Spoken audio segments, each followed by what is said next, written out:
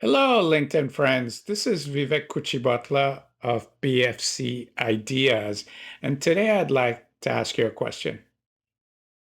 Is the credentials trap sabotaging your new business efforts? So, what is this credentials trap?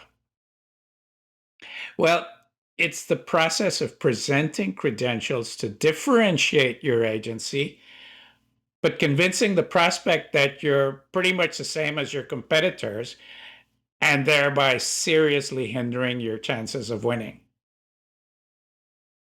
How does it happen? Well, in a pitch situation, we have to remember that all credentials are presented back to back or are considered in relation to the competitors involved in the pitch. So, what we're dealing with is a side by side comparison. And within the context of a side by side comparison, if you say the same things in the same way as your competitors, you'll never be seen as different, much less better than your competitors.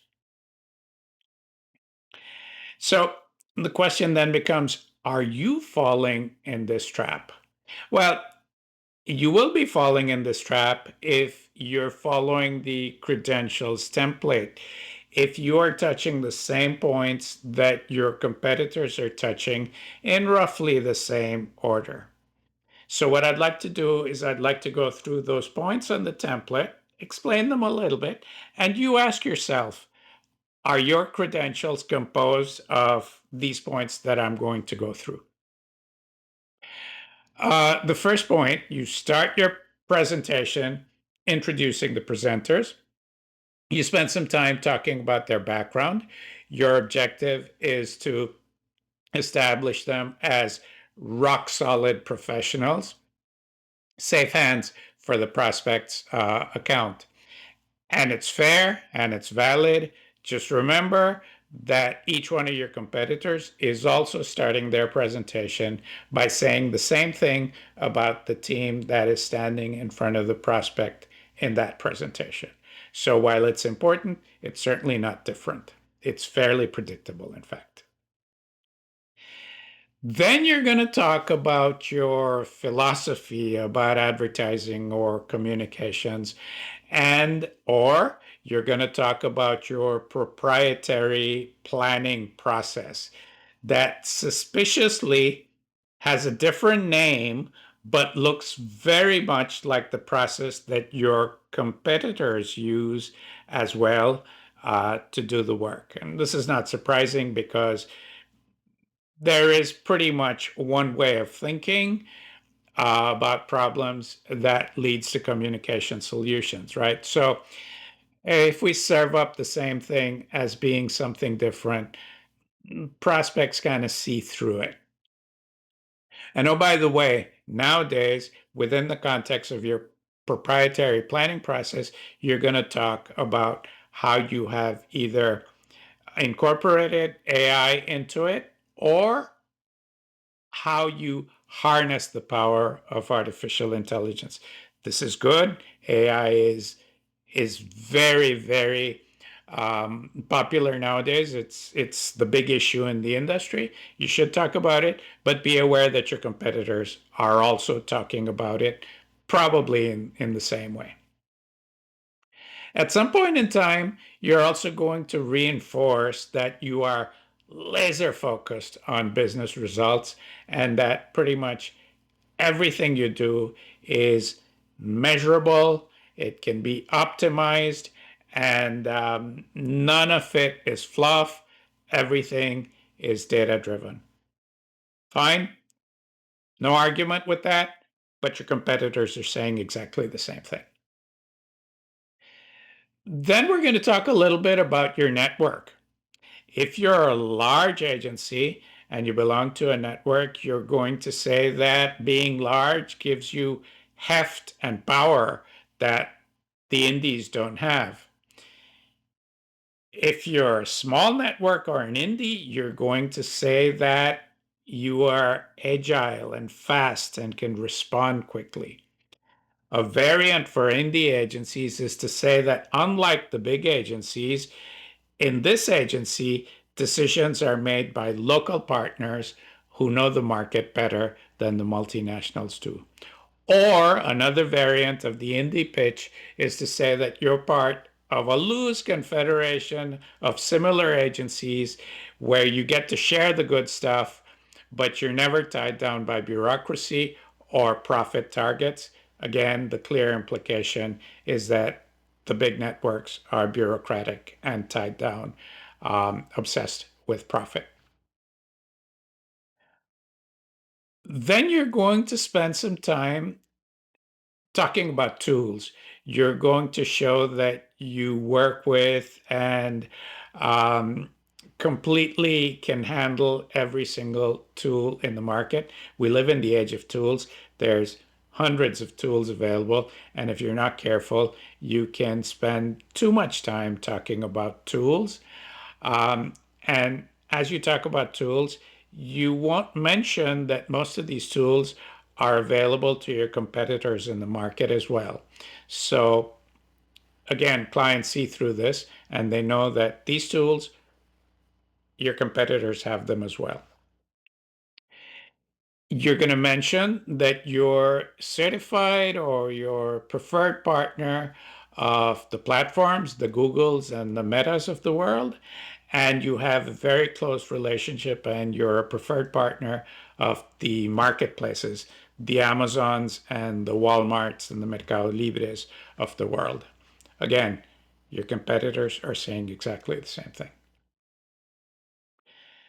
Then you're going to spend some time talking about case studies.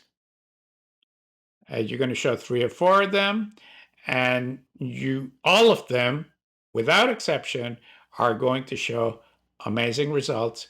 And there's going to be a lot of numbers thrown up on screen that show how successful the case study was. Um, Again, valid. Your competitors are doing exactly the same thing. Then you might tell your prospect that you dug into their business a little bit. You spent some time analyzing their business environment, used your tools, used your know-how, and you've dug up this interesting little nugget or insight about their business, and you serve it up to them, hoping that it's something that they think is interesting and helps them look at their business in a different way. And quietly, you're also hoping that it's not something that they already know or that they consider to be, you know what, this is nothing special. Throughout the whole presentation, also, you will slyly, and this is a key word, slyly, because it can never be obvious, but you'll slyly use as much puffery as possible. What is puffery? The use of words like creative, groundbreaking, innovative, award winning, results focused. And you're going to assume that your prospect is going to believe you because you said it about yourself. That is the very definition of puffery. Your competitors are going to do it as well. Um, and by the end of all of this, you will have reached the end of the presentation and you will realize that you have spent 90% of the available time talking about yourself and you haven't spent any significant time discussing the prospect's business or his challenges. And one of the things prospects continually tell us in agency credentials presentations is that, well, they talked about themselves, they never talked about us. So I've given you 10 typical things that lead us into the credentials trap. If these elements or a large number of these elements describe how your credentials are put together, then you're stuck in the credentials trap. You're not helping yourself. Your success rate will be low. You will go from pitch to pitch. You'll churn and burn. And on those pitches that you win, you will have very little leverage when time comes to negotiate a fee because you didn't really win because you're different. You were sort of the same, just a little bit better. You need to break out of the trap, and you can do it. To either win at credentials, which can be done, it's rare, but it's sort of the grand slam of pitching, to win at credentials, or to enter the final round as the clear favorite who gets the benefit of the doubt, you need to show that you are different, that you're better than your competitors, and that you are the right fit for this specific prospect that is sitting in front of you. It can be done. If you'd like to learn how, drop me a line or visit bfcideas.com. And if you'd like to learn more about the programs we offer agencies or the programs we offer advertisers or the programs that we offer to help both of them work together more efficiently, you'll find the information there as well. Thank you very much for listening to me, and I will talk to you soon.